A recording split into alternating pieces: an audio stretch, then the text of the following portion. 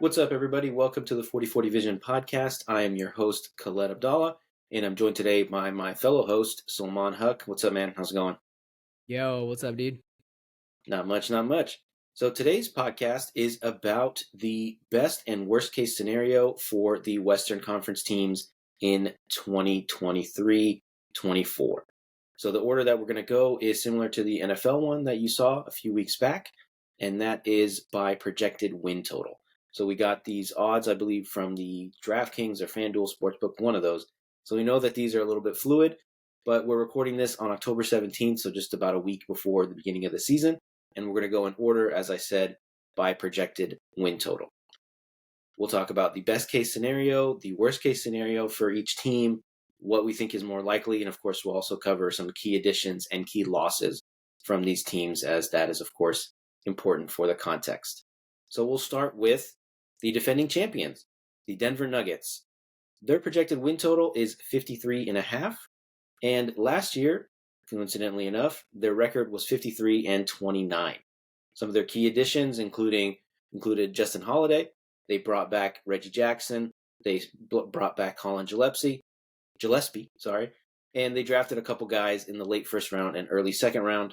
And their big loss is Bruce Brown and also Jeff Green, I guess. So, Salman, what do you think are the best and worst case scenarios for the Denver Nuggets this year?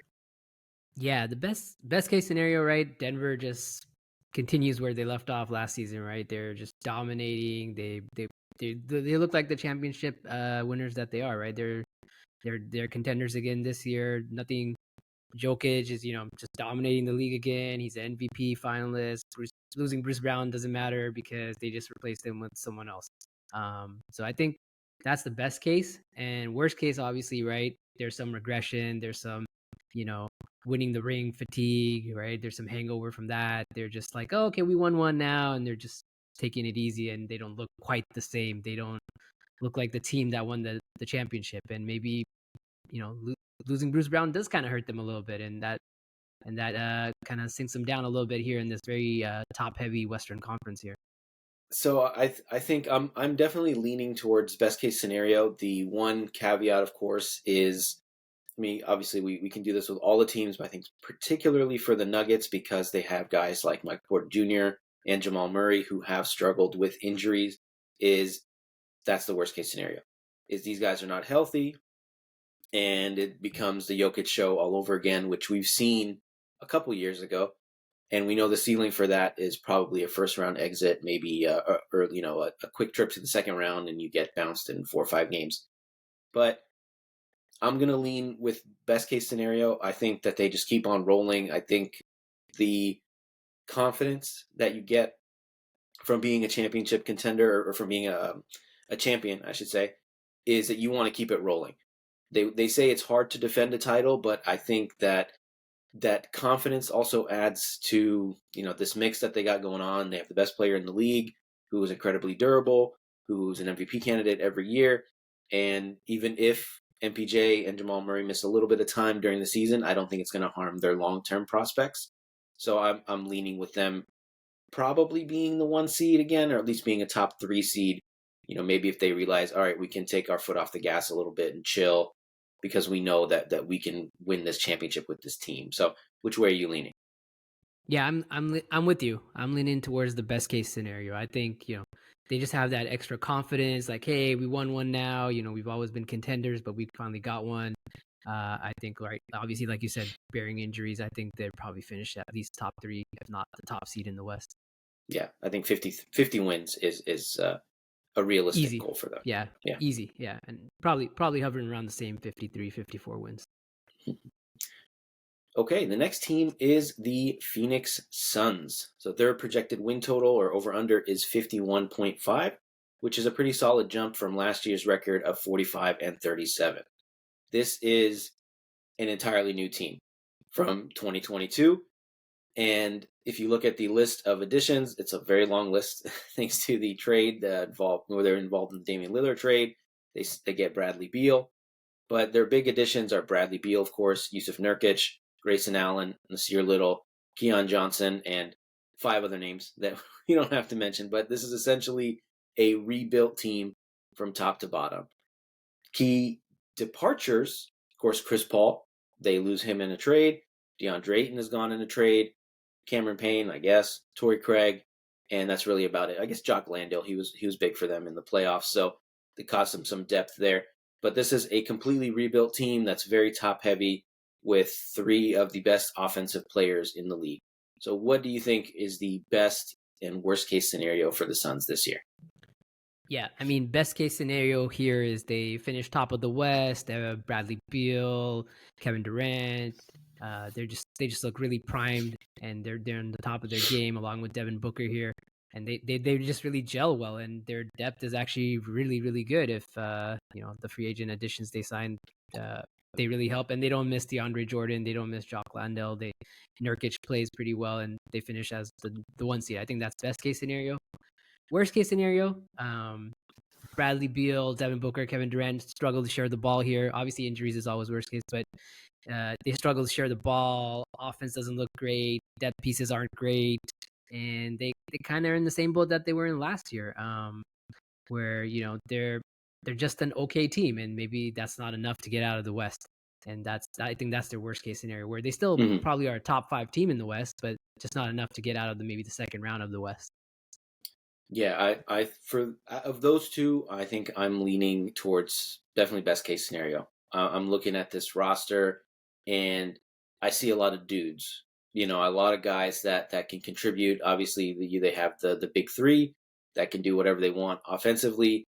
Defense is going to be a question mark come playoff time, but regular season defense is an afterthought for the most part. So I think that the issues with them will be like rim protection. They don't have a lot of big man depth.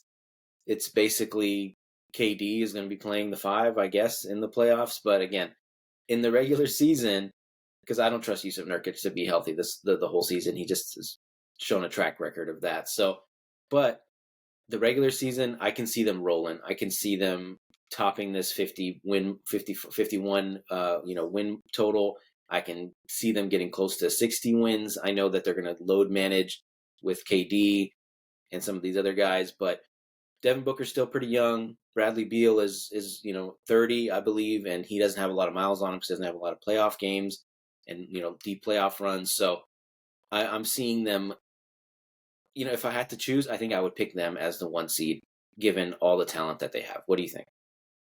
I agree with you there. I think they're too talented not to make this work, and I like the depth that they signed. Obviously, the big man depth is a little concerning, but I think they're hoping Wantabi is going to be like kind of that stretch big guy that could play for them and knock down shots. So, but yeah, maybe they'll pick up someone along the way to shore that up. But I do think they're just way too talented not to make this work, and the guys they have coming off the bench is way better than what they had last year. So I think, yeah, I agree with it's going to be the best case scenario here, and they're probably going to finish as the one seed. Yeah, some combination of like Bol, Metu. I don't think Watanabe's a big. He's a point He's guard, like a a stretch shooter. four. He's a four. He's a four. He's a But power he's forward. a shooter, and he He's a was one of shooter. the Yeah. best. I mean, I don't think he shot enough to qualify for like the best 3-point percentage in the league, but he was up there last year before things Yeah. fell He's more apart like for a the Nets. Gallinari type player where he could play the Yeah. four. Yeah. Okay. For sure. For sure. Our next team here is our hometown Golden State Warriors. Their projected win total over under is 48.5, which is a nice little jump from last year's 44-38 record. But last year was a bit of the season from hell for the Warriors. We had Steph Curry miss a bunch of time. We had Andrew Wiggins miss a bunch of time for some personal issues. We had all kinds of weird chemistry issues thanks to Draymond Green punching Jordan Poole in the face. Anthony Lamb being on the team. Thank God he's gone. I think he's in New Zealand now. So New Zealand or Australia, but good riddance to him. So they've made some pretty decent additions. Chris Paul, of course, was the headliner. They brought back Draymond. They signed Corey Joseph, Dario Saric. I think he's going to be a huge player for this team. They drafted a bunch of guys that may or may not make an impact, but Brandon Podziemski, I believe you pronounce his name that way, looks to be a pretty good player already. And there's a bunch of free agent guys that are hanging on, and we'll see what happens with them, like Rudy Gay and those guys. The key departures, of course, Jordan Poole, Dante DiVincenzo, Patrick Baldwin Jr., I guess he's a cue departure, and Ty Jerome, who played a decent amount of minutes for them, during that stretch when Steph Curry was out. So, what is the best and worst case scenario for the Warriors this year? Yeah, best case scenario, the CP3 experiment does work out. It's exactly how they kind of envision it. He takes some pressure off Steph Curry. They keep rolling, and they can kind of play a new death lineup with CP3 in it, a little smaller than what they're used to. But I think that's the best case scenario, and they finish somewhere here in the top four, top three in the West.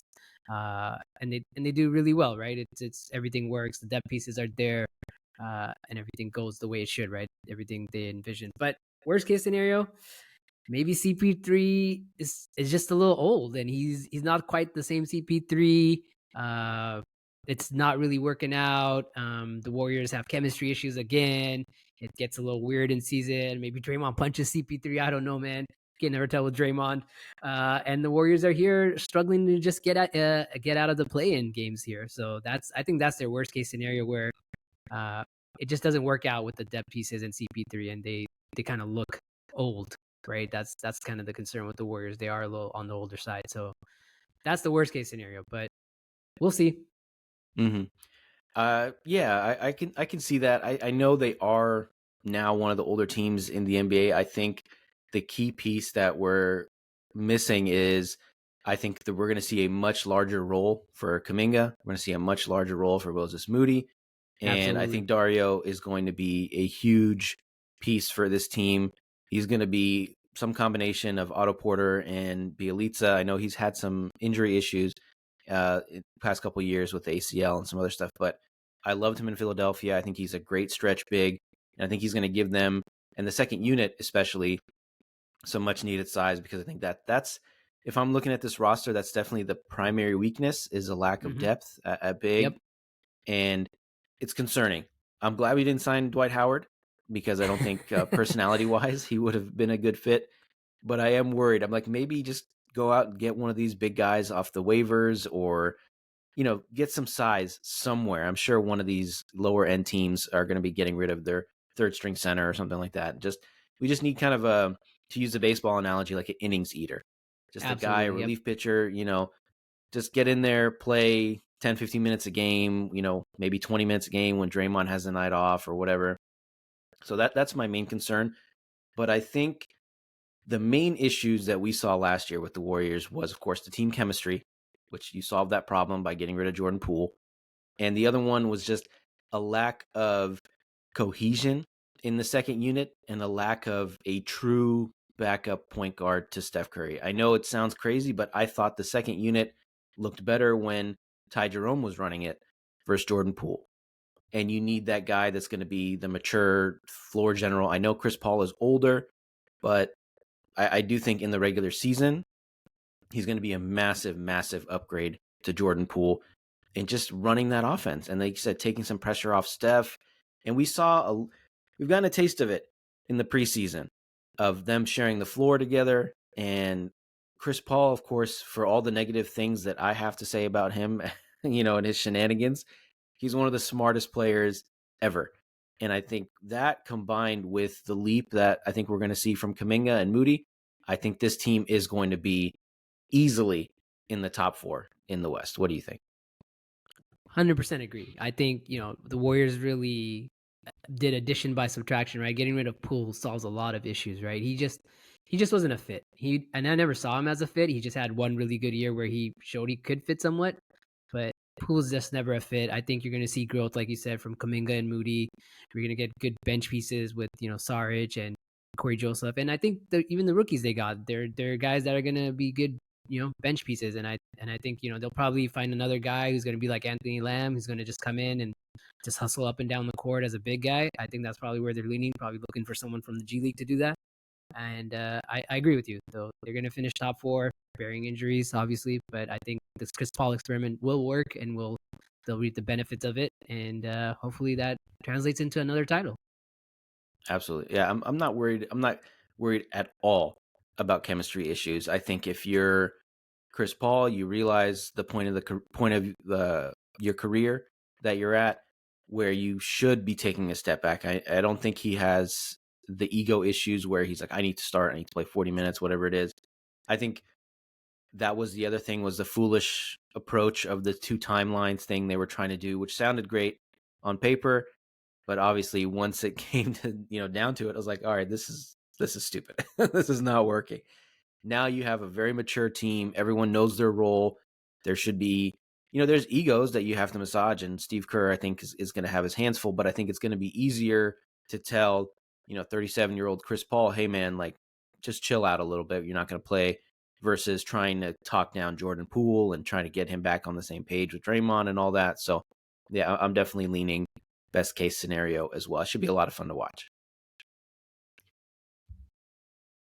Okay, our next team are the Los Angeles Lakers. Their over-under is 47.5, and last year's record was 43-39. But you can kind of throw that out the window because this is a completely new team. They were a completely new team by the trade deadline last year, and they rebuilt their roster yet again.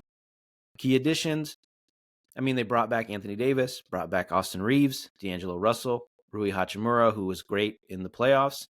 They signed Gabe Vincent, Christian Wood, Taurean Prince, Jackson Hayes, Cam Reddish, and they drafted this kid, Jalen Hood-Schifino, I believe is how you pronounce it, who Lakers fans are very excited about.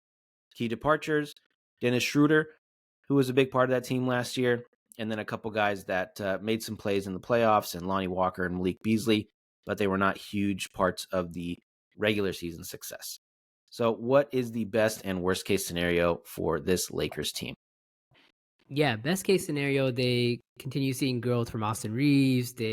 All these depth pieces that they've signed are really good contributors. Then, the Lakers are just rolling. And even though LeBron's probably going to miss like 2-3 weeks in the regular season just because he likes to take it off, Anthony Davis is going to, probably take some time off, and the Lakers just keep rolling and they finish here in the top 4. I think that's their best case scenario, and they're a strong contender. And, they again make it to the Western Conference Finals. I think that's their best case scenario because they have definitely the bench pieces to do that. And LeBron looks like he's beating father time here, right? And he's still looking like LeBron of old, and he's still putting up numbers, and he's doing everything that he does. So I think that's their best case scenario. Worst case scenario, father time does catch up with LeBron, and LeBron looks kind of old, and they got too many guys, then they can't play them all, and people are unhappy, and that's going to lead to issues. And I think that's really their issue is they have too many guys maybe, and so I can see that boiling down to some issues and LeBron slowing down a little bit, and then it's on the shoulders of Anthony Davis to kind of carry this team, which he can, but I don't know if he can do that entirely in the regular season, and that maybe slows him down when they get to the playoffs and he's tired and these kind of things that you see, and then it's maybe like a first round, second round exit for them because they just don't have the legs to do it between LeBron and Anthony Davis. Yeah, Anthony Davis definitely carried them at the end of the season when LeBron was coming back from the foot injury. So we know he can do it. He's done it before. It's just obviously the huge question mark about his health and all that. It's another team just like the Nuggets where it's fair to ask about the injury history. And LeBron, he's had a couple years now where he has had some injuries that have cost him some significant time. I believe it was the hip a couple years ago, the foot last year. Supposedly he's feeling 100% now. The question, I guess, before I give my opinion is, do you think there's a path for them to be the 1 seed in the West? And do they even care to be the 1 seed in the West?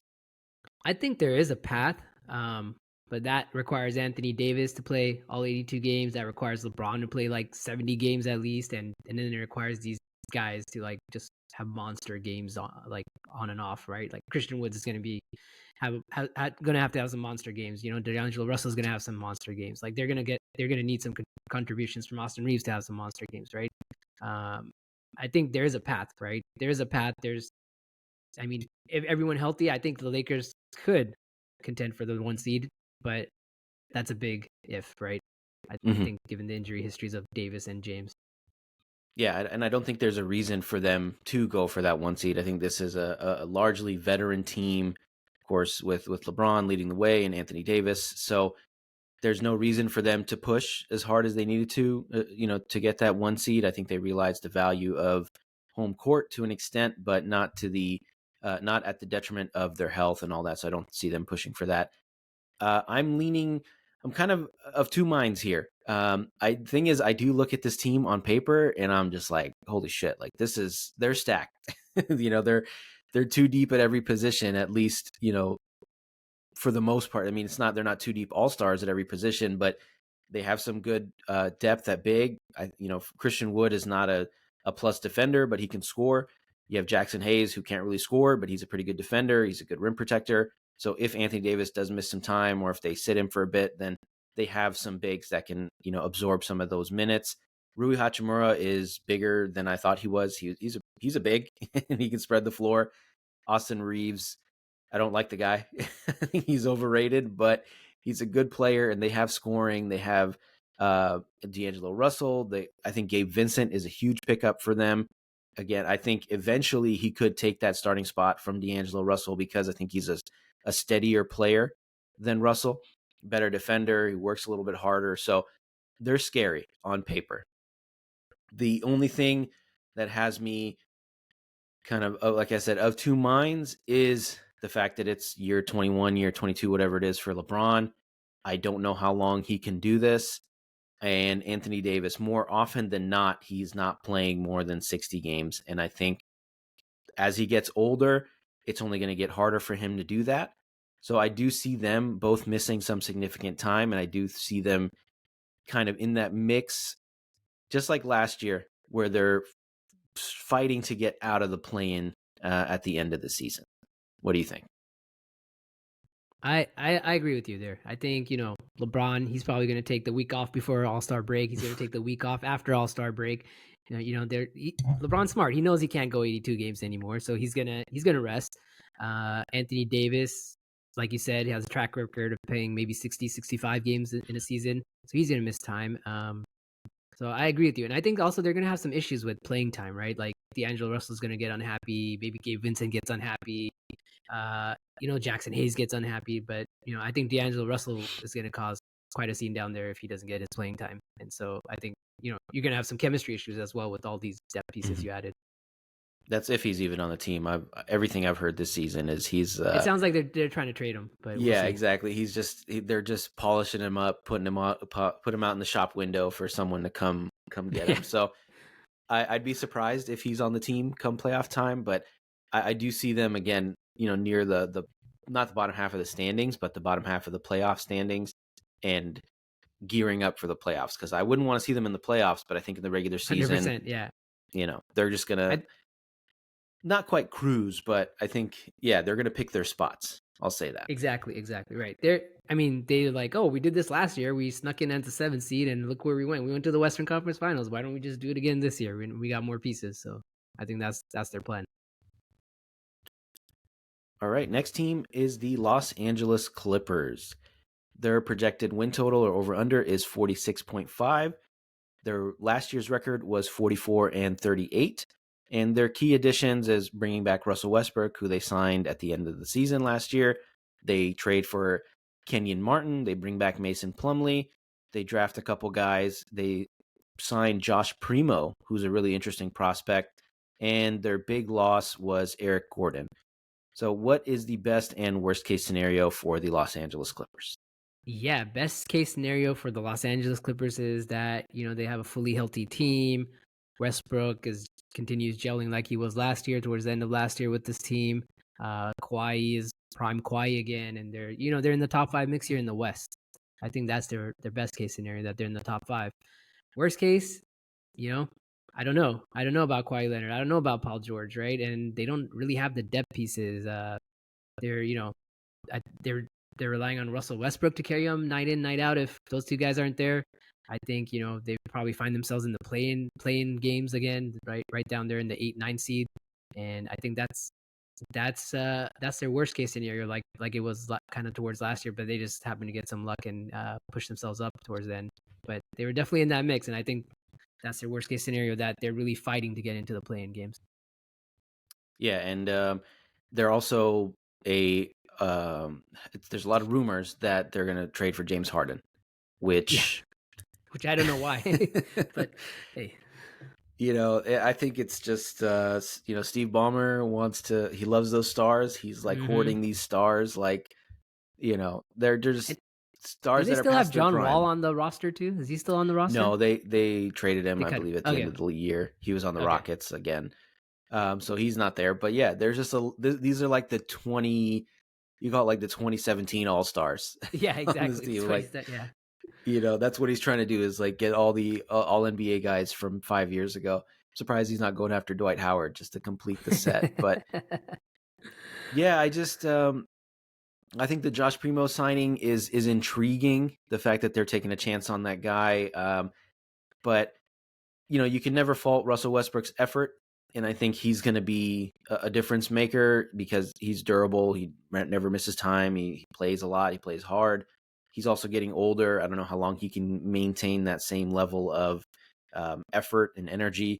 So the way I'm leaning that they're going to miss the playoffs entirely. I think they will be.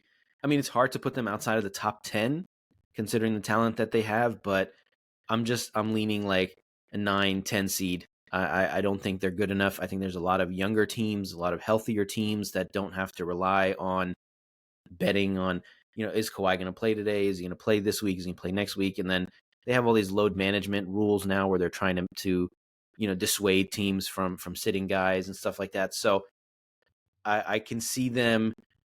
Maybe if they trade for James Harden, then I think they're going to be, the 6-7 seed because he's a regular season, machine. He just keeps things going. He's still relatively durable. He's good enough for the regular season, but I see them unless they make that trade. I think they're going to struggle to make the play in.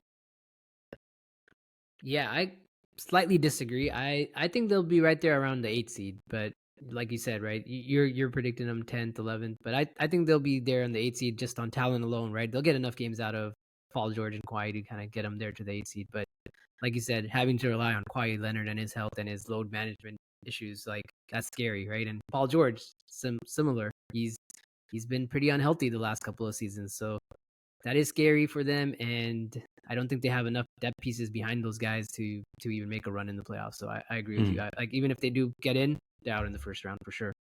Yeah, and they're going to be sacrificing some of that depth as well if they're going to try to get James Harden to make the salaries match and all that. So, Yep. yeah, I'm pretty low on the Clippers, as you can tell. This is what year 5 or maybe year 5 of the Kawhi and Paul I think George it's year experiment. four. Year four, something like that. Whatever it is, it's Yeah, not working out for them. it's not We'll say working. that. The next team is really intriguing, and it is the Memphis Grizzlies. Their over under is 45.5. Nice little drop from last year's record of 51-31. Their key additions was they brought back Desmond Bane, or they gave him a contract extension. They get Marcus Smart from the Celtics. They signed Derrick Rose. They get Josh Christopher and Isaiah Todd. Their key departures are Tyus Jones, who was traded to the Wizards, Dylan Brooks, who was signed and traded to the Rockets. And it's important to note that John Morant is going to miss, I believe, 20 games through suspension. So that's a big departure for the first quarter of the season. So what are the best and worst case scenarios for the Grizzlies here? Best case scenario, I think the Grizzlies don't miss a beat with John Morant missing those 20 games. Derrick Rose kind of comes in, fills in those shoes a little bit. Marcus Smart steps up, and they really just show that they're a pretty solid team all around. I think Marcus Smart was a great trade for them. They add another tough nose defender with Desmond Bane and those Jaren Jackson, so they add a lot of defense there. What I do think their worst case scenario is that they kind of miss John Morant in his offense, and even when John Morant comes back, they don't have enough offense, and they find themselves in a little bit of trouble. Right? They can't score. These games are the games in regular season move pretty fast. You got to have some 3-point shooting. They don't have a lot of that. And I think, the Grizzlies find themselves here in the bottom half of the West versus their best case scenario where they're in the top 5. So I think they probably find themselves somewhere between the 6 and 8 seed is their worst case scenario. And John Morant misses those 20 games. Maybe he continues having some of those issues that he displayed last year, and they continue on this year. And so that's it's the Grizzlies are one of those true two teams that you're just like, what the hell's going to happen with these guys? We don't know. But I do like the Marcus Smart pickup for them. My other concern, I forgot to mention it, was I believe Jaren Jackson has a stress fracture in his right foot. I'm not sure when he's coming back, but I think I mean, the past couple of years, we've seen them be able to keep things rolling in the regular season with Ja out, whether it's through injury or suspension. I mean, last year suspended as well. I think the concern now is if him and Jaren Jackson are going to be out. I don't know if Marcus Smart is enough of an addition to pick up the offensive and defensive load that both of those guys are leaving behind. I do think, of course, I mean, Jaren Jackson won Defensive Player of the Year last year. A lot of people took issue with that, but you know, the concern is they don't have enough talent to keep things going, at least in the beginning of the season. And then when they come back, is it going to be too late to basically make up the losses in the standing? So I do see them as that fringe playoff play-in team somewhere again in that 8 to 10 range. I do see them, like, along with the Clippers, trying to make things happen at the end of the season to try to get into the playoffs. What do you think? I agree with that. I think that, like you said, right? I think they're gonna miss John Morant in the beginning, and then it's just it's gonna take him some time to get back into shape, all that stuff, and then they'll be kind of there in the 6, 7, 8 range, where they're just trying to fight in to get in. So I think we're both in agreement. This is a play-in team for sure. Exactly, yeah, or just slightly above the play-in, maybe. Yeah, play-in for sure. All right. Okay. Next team is the Minnesota Timberwolves. Their over under is 44.5, just a tad over last year's record of 42-40. Their big moves this year were basically bringing guys back, giving Anthony Edwards a contract extension, Naz Reid a contract extension. They brought in Shake Milton, Troy Brown Jr., Luke Garza, a couple other guys to fill out the back end of the roster. They lost out on Taurean Prince. I believe they waived him, and he's now with the Lakers. So not a huge departure. A lot of the same pieces coming back from last year. The main thing I think with this team is that Karl Anthony Towns missed a ton of time last year, and obviously he's one of the best offensive big men in the NBA. And they were still able to finish, over 500 and get into the play-in game, and of course into the playoffs, where they got swept, I believe, or no, they went 5 actually against the Denver Nuggets. So not bad. So what is the best and worst case scenario for the Minnesota Timberwolves this year?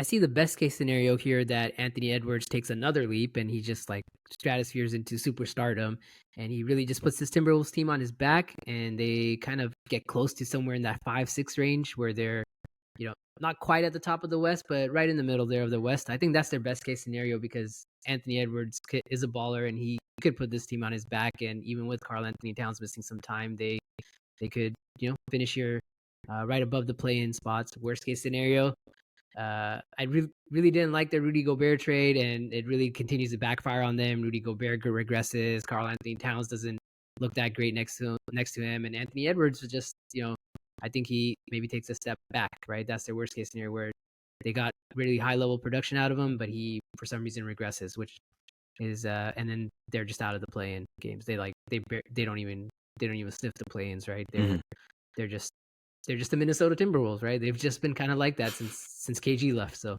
that's their worst case scenario. Yeah. Maybe I'm in the minority here, but I am a big believer in this team this season, in the regular season. Let me add that caveat, right? So there's always a lot of talk about, guys coming back from FIBA or the World Cup or the Olympics, whatever, and they have this like newfound confidence. And I think we got to see that this summer with Anthony Edwards.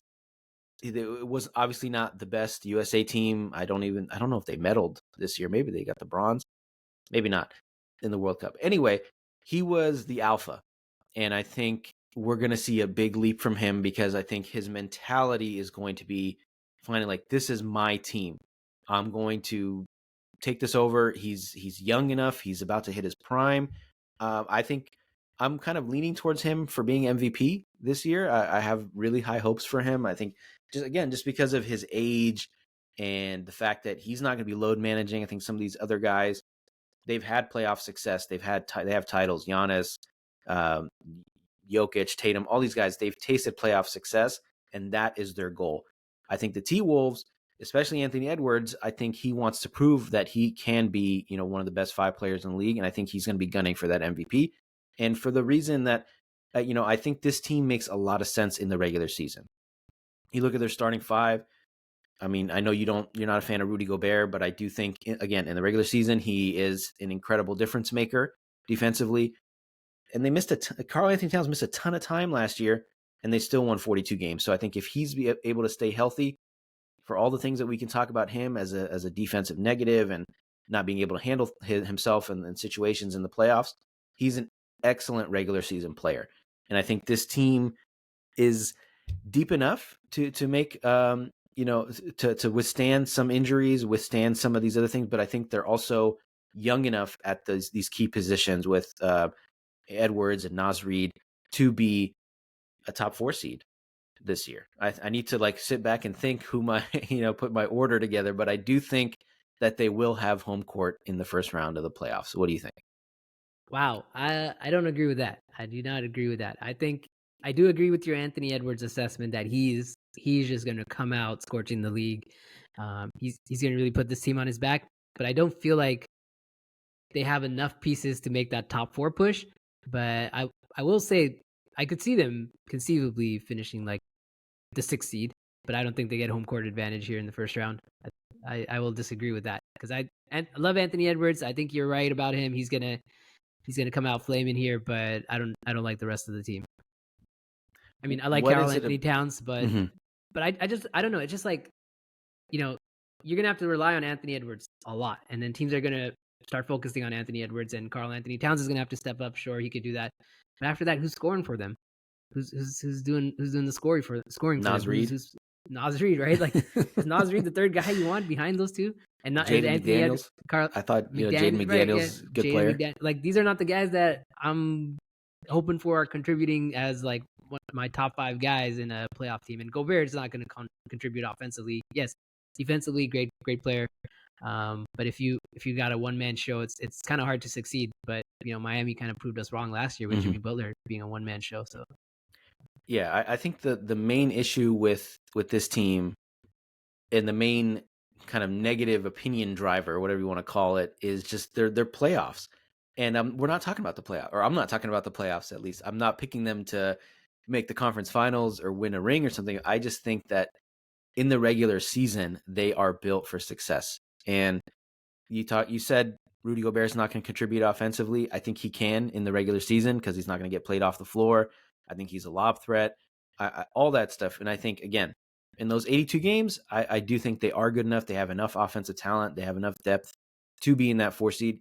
And I think I see them kind of having like a similar run to the Kings last year, where it's a younger team.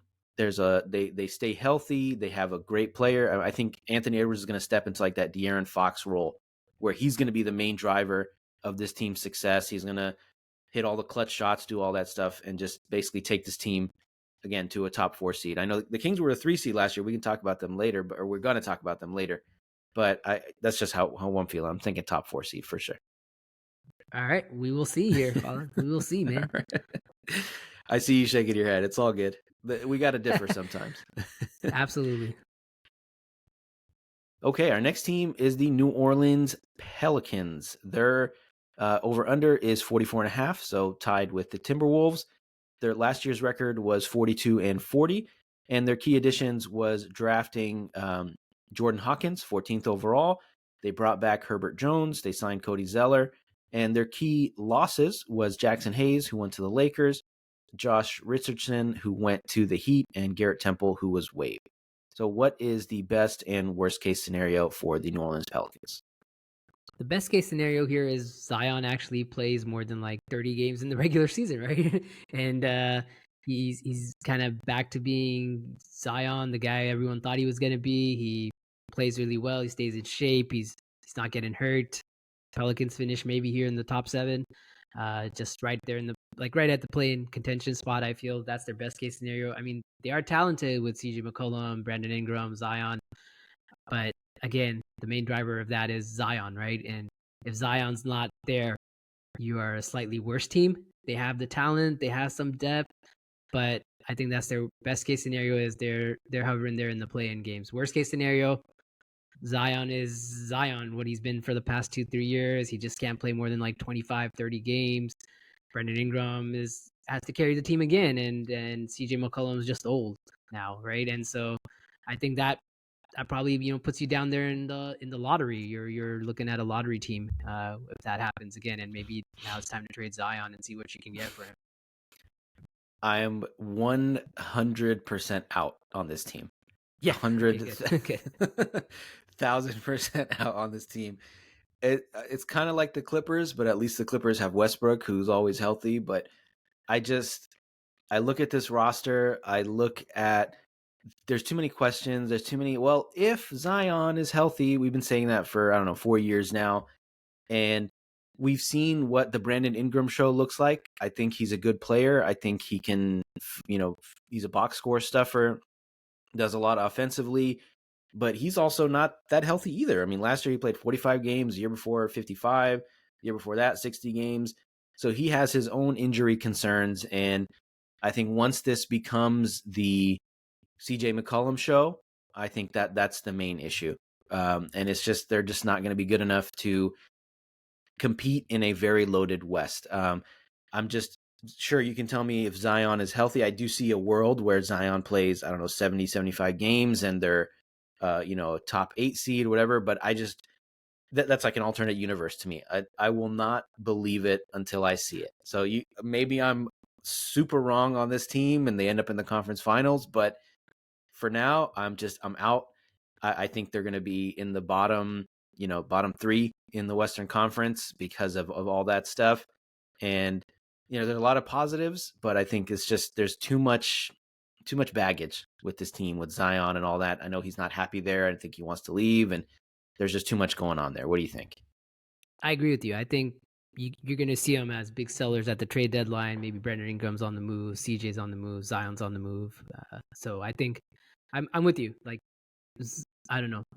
Zion just can't keep his hands off the Big Macs and other things. But that guy, I don't know what he's been doing in the NBA since he came in. So he has the potential. He has the talent. We know exactly what he's been doing. It's we know good. what he's been doing. So it's not been basketball related for sure.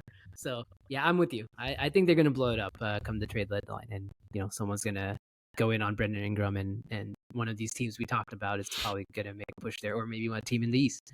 So yeah. Zion has just shown a stunning lack of maturity in his NBA career. I get it. It's hard to stay in shape. But the other stuff, I mean, it's just all the off-court nonsense that has come out. Again, I'm just 100% out on him. I'm 100% out on this team, and I think they'll be picking in the lottery next year, and I think Zion is wearing another jersey in 2025. Absolutely. Yeah, or 2024, whatever it is. I agree with you, 100%. All right, next is one of the more intriguing teams in the West, and that is the Oklahoma City Thunder. Their over-under is 44.5, a little bit of a jump from last year's record of 40-42, where I believe they were the 10 seed, and they were a play-in team. Big additions, they drafted Kason Wallace, who a lot of people are really happy about. They traded for Davis Bertans, and they made a couple other moves. They actually just did a trade today to get Kevin Porter Jr., who is probably going to jail. So they're going to sign him. They said they're going to waive him. They're going to waive him immediately. Yeah, of course. It's just definitely a salary move. But they lose Victor Oladipo and some other guys who probably were not going to play for them anyway. This is a really loaded roster, a really deep roster. It's almost too deep because of all the picks they've had. And their main losses, Jared Butler, okay, and Dario Saric, who I think is going to have a huge role in the Warriors, but didn't really have a role on this team. And I guess the biggest addition is Chet Holmgren, who obviously missed all of his rookie season, quote unquote rookie season, with a foot injury, and now he's going to be again a quote unquote rookie in his second year with the team. So, what is the best and worst case scenario for the Thunder? I think the best case scenario here is that the Thunder get a really good prospect there with Chet Holmgren, and then they Josh Giddey makes the leap, and he kind of showed flashes of making the leap last year, and he's kind of developing into this very deadly player. And then obviously they got Shai Gilgeous-Alexander, who's already took the leap last year, And this Thunder team starts rolling, and they look kind of unstoppable. And Jalen Williams is coming out of there like last year too. He was looking good. So I think they have the pieces, they have the talent, and they got the depth there. So I think best case scenario here, they could finish top 5 in the West. Um, Worst case scenario, everything goes wrong for them. All these guys regress. Josh Giddey doesn't look as good. Chet Holmgren, he doesn't look great. He actually looks bad. He obviously had health issues last year where he had a season-ending injury, and that maybe catches up to him again this year. So things like that, right? And Shai Gilgeous-Alexander's okay. He balled out last year, but now teams like, oh, now we know this guy, and so he regresses last again. And I think this is the Thunder team. It's like that where best case, yeah, it could be top 5, but worst case, they could also be bottom 5. So it's just really hard to say. They have the talent, they have the pieces. If things go well, I think we are going to see leaps from Josh Giddey and Jalen Williams, and you also see Chet Holmgren be really good. So if things go Which well, I Jalen think Williams? Both of them? both of them. I don't even know I'm talking about the one from Stanford. Yeah, no, I'm just kidding. Yeah. But they got too many Williams on the teams. Too. Yeah. What was it? I think it was the Warriors announcer, Bob Fitzpatrick. He would always say, Jalen Williams from Arkansas, Jalen Williams from Santa Clara. It's really annoying. I'm high on this team. I think the main reason that I'm really high on this team is because of their youth. I think it's a very similar again to the Kings last year. I know I made the comparison with the T-Wolves and the Kings, but I think the Thunder may be the more apt comparison because of how young everyone on this team is. And I think the fact that because of how young everyone is, they can push for a top 4, top 5 seed. And I do think that is realistic. SGA, a lot of people were not super pleased with him being a first-team All-NBA guy. They thought that team success should determine some of that. But at the very least, he's one of the 15 best players in the NBA. And you can say that with some degree of certainty. So I'm leaning on the positive side with this team because of the youth. Their big issue last year was they had no big man depth. They had no bigs whatsoever. I think Chet Holmgren answers some of those questions. Obviously, like we said, he has a foot issue. He's not going to be able to bang with Jokic or Anthony Davis in the post. But I do think from what we've seen from him in the in the preseason, he can provide some of that rim protection that they were missing really desperately. So I do think that this team is going to be in the top 5 in the West. What do you think? I 100% agree. I like their depth. I like the pieces. I like the talent. So I think they are going to be top 5 here. Yeah, the youth for me is the big piece. It's gonna again, this is not about the regular season or it's not about the playoffs and them winning a title. It's just about the regular season, and they have the horses to compete for that. Okay, next up, the Sacramento Kings, who were probably the best underdog or Cinderella story for last year. And they are another team, again, tied with the Thunder and the Pelicans, and the T-Wolves, actually. And their projected win total is 44.5.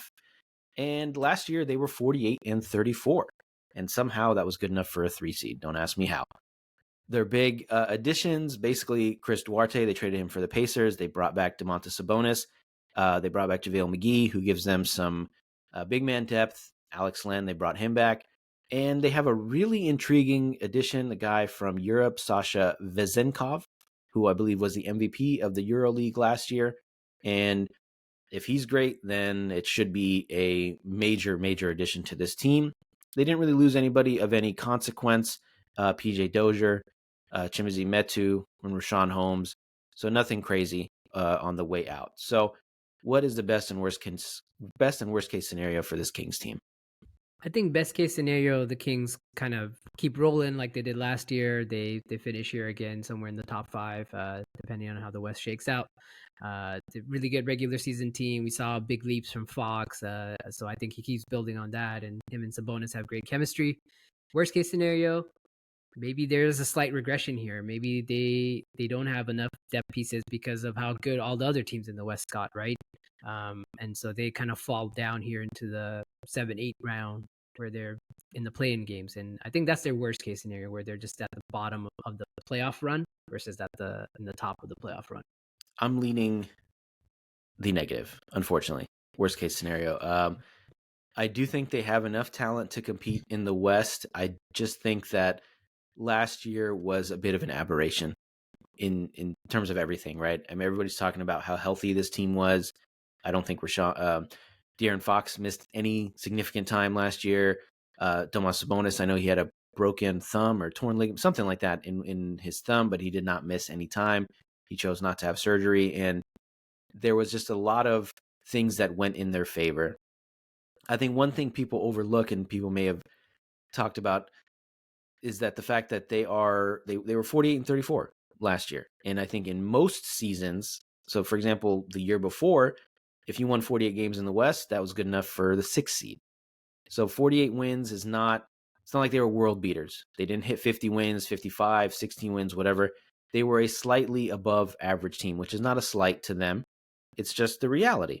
48 wins is not usually a guarantee of a top 3, top 4, top 5 seed even. So I do think the regression that's going to happen is more so in the health department. I just don't think it's normal for basically none of your starters to miss any time whatsoever. They definitely benefited from a weird Western Conference where all the contenders had major issues. The Grizzlies had suspensions. Jokic and the Nuggets were basically the only ones that didn't have something crazy happen to them where they basically blew up their team or restarted things. Like, go up and down the West, and there's just a bunch of issues that happened with every single team that allowed the Kings to take advantage and finish, in that 3 seed. And it showed because they were bounced in 7 games by the Warriors in the first round. So they were a 3 seed, not a classic 3 seed that, is one of the best teams in the NBA. I think they were just slightly above average, which again is no slight to them. But I do think they're a play-in team.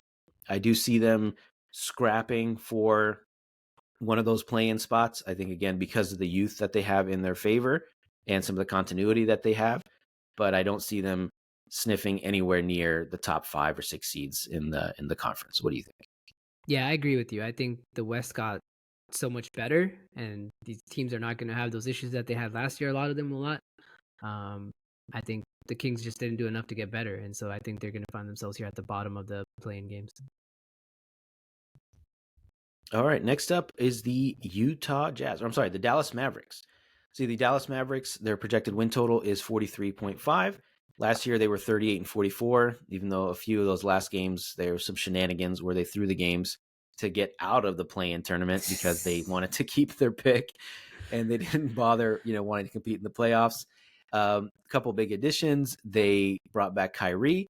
They signed Grant Williams. They signed Seth Curry. They brought back Dwight Powell, and they signed Dante Exum, who has been out of the league for a little bit, but might be a big deal. Their big departures: Christian Wood, Reggie Bullock, Davis Bertans, JaVale McGee. You get what I'm saying. No real key pieces here. So what is the best and worst case scenario for the Mavericks here? Best case scenario, I think, the Kyrie Luka experiment showed that it could work, and it does work, and they stay healthy. Luka, always in the MVP conversation. Maybe this is the year he takes the MVP, and he really puts this Mavericks team on his back. They get good contributions from their rookies. They get good contribution from like Grant Williams, Steph Curry, maybe Dante Exum, shows up as a player, and they find themselves here. I think as a 6th seed. I think that's their ceiling right there. It's a 6th seed. Worst case scenario, this Kyrie experiment doesn't work. Kyrie shows himself to what he's been showing himself the last few years. He's a nutcase. He doesn't gel with his teammates. He just does his Kyrie thing, and they find themselves out of the play-in, and they're probably looking at a 12 seed, something like that, where they're just not in the play-in. Yeah, I'm leaning worst case. I think they're back kind of where they were last year. I think offensively they should be one of the more fun teams in the NBA. I don't love watching Luka, but I do think him and Kyrie. You throw Seth Curry in there, who knockdown shooters, floor spacer, all that. I don't think they can stop a nosebleed. They can't stop anyone defensively. And I think that's going to be their downfall. There's going to just be a ton of 120, 125 type games in their future, and I just don't see them finishing, I'd say again, like 10th, 11th, and they may just sit back and probably do the same thing where it's like, oh, we don't really want to be in the play-in. Let's take a chance in the lottery. Let's see if we can finally get a big that's going to complement Luka Doncic. So yeah, I'm thinking that they'll be bottom half, maybe out of the play-in. What do you think? I'm with you. I'm with you. I don't think they're gonna contend here at all. Yeah, no surprise here. All right. Okay, we're getting close to the end here. So next are the Utah Jazz. Their over under is 35.5. Last year they went 37 and 45, and they were one of the early surprises in the NBA until they realized that, we don't want to be good. We want to suck this year. Their main addition was John Collins, and they drafted a couple guys in the top 16. Their big departures, Rudy Gay. That's really about it. So what do you think is the best and worst case scenario for the Jazz here? I mean, best case scenario, they're somehow in the play-in games here. I think they didn't really do a lot. John Collins doesn't really move the needle for them. They showed some potential last year, sure, but then they kind of slowed down. I think kind of similar, right? I think they'll be there in the 9-10th conversation. That's their best case scenario. Worst case scenario, they're fighting for a top 3 pick, which probably they want to do. I would imagine that's what they want. So that's my best case, worst case for the Jazz. Oh yeah, I think we're both in agreement. Leaning worst case, I think they don't have the incentive right now to compete. They'll be fun. I think Lauri Markkanen was one of the revelations last year, Mm-hmm. but I think aside from him, I guess Walker Kessler, but nothing else on that team really excites me. Yep. So I think we're both leaning worst case scenario here, right? Yep. 100%. All right. Next up, the Houston Rockets. So their projected over under is 31.5. Last year they were an awful 22 and 60. They made a ton of changes to this team. Drafted Ahmed Thompson, signed Fred VanVleet, signed Dylan Brooks, drafted Cam Whitmore, signed Jeff Green, Jock Landale, brought back friend of the podcast Trevor Hudgens. Their big departures: Kevin Porter Jr. because he is human trash. Kenyon Martin Jr. is gone. He got traded. Josh Christopher, Frank Kaminsky, a couple other guys. So nothing too crazy. Big addition, I guess, is a new head coach, Ime Udoka, who I thought was never going to coach again in the NBA. But he made a surprise return to the Rockets after leaving the Celtics in bizarre and controversial fashion. So what's the best and worst case scenario for the Rockets here? Best case, Rockets they're in the play-in, right? They're in the 10th, 11th seed there. Van Vliet looks pretty good. Dylan Brooks actually is a fit for them. Eamon Thompson is like maybe the second or third best rookie in this draft. So I think that's their best case scenario. They show potential, they flash, and they get there towards the play-in. Worst case, they're the Rockets. They tank again. Nothing really works out. Maybe they overpaid for Van Vliet and Dylan Brooks. Those guys look pretty bad together, and they're sitting there again at the top 3, top 4 pick. Yeah, I think they'll be better than last year. They'll be more competitive because Udoka is a good coach despite all the other stuff. I just think there's too many mouths to feed. There's too many young guys who want to prove that they're worthy of a second contract. I think it's just going to be a weird team. This is just going to be year one of the Udoka rebuild. So I do see them, finishing, maybe 30 wins, something like that. They'll be fun to watch. I like Van Vliet as a player, but yeah, I'm thinking 30 wins or so. Yeah, Okay, I agree next. with you. Yeah, I thought so. Next are the San Antonio Spurs. Their over-under is 29.5. They went 22 and 60 last year, and of course, they were awarded with the number 1 overall pick. Their key additions: Victor Wembanyama, Trey Jones, they brought him back, and Shetty Osman from the Cavaliers, who I really like as a player.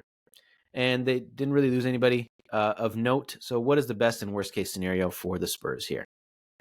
I think best case, Wemby is that generational prospect that everyone thinks he is. He kind of, catapults them there to like the bottom half of the playoff run here, like 8 seed, 9 seed.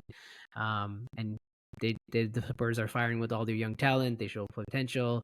Popovich has another potential dynasty on his hands before he retires, and they kind of flash that potential. Worst case, Wemby can't hold up to the grit and grind of the NBA.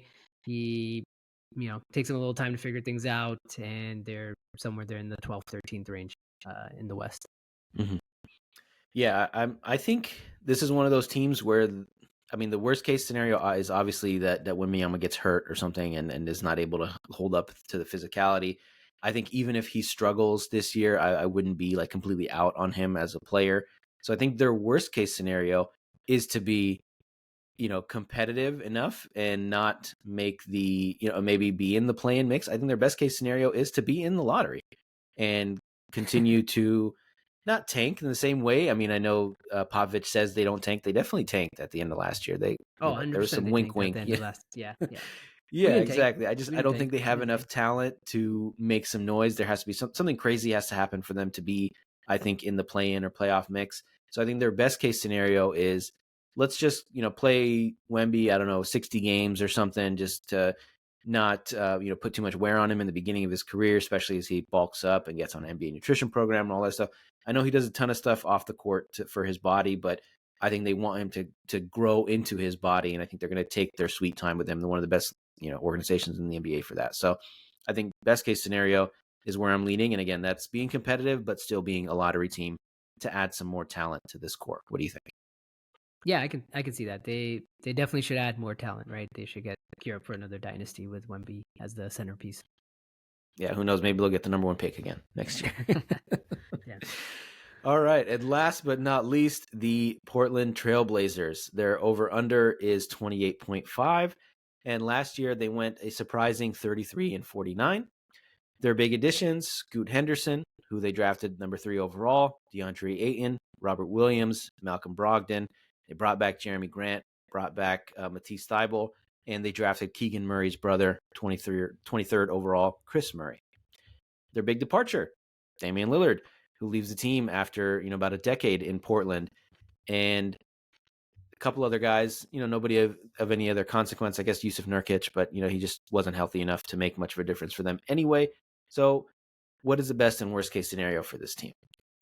I mean, I feel like their best and worst case is kind of the same. They finish here in the bottom half of the West, right? They just finish at the bottom of the West, right? They don't make too much noise, but they stay a little bit competitive, get Scoot some, good playing time, get their young guys some good playing time. He gels with DeAndre Ayton, and they come back next year with the top 3 pick. And watch out, the West might be on alert for Scoot Henderson and the Blazers after that, right?